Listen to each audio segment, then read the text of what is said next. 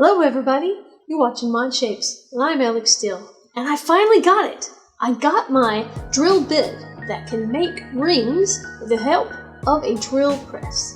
It's been something that I've been wanting a long time, and I finally ordered it. So to test this, I have some molds or some blanks of resin I made. Some are several different kinds of pigments with resin that may give a two-tone experience. Some are poured into tic-tac boxes. We've got colored pencils, we've got beautiful purples, we've got some kind of interesting strings, and then there are some coaster molds. One is very thick, one is very thin. With a variety of different molds, I think we have a shot at putting this little tool through the test. Let's get started.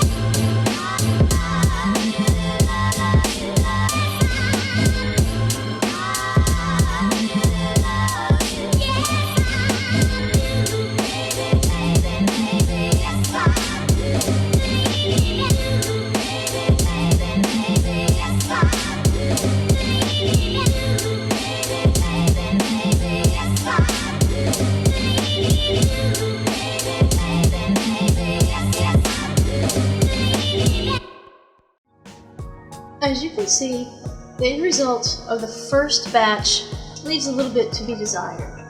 And then I need to make sure that I'm using something that's consistently thick.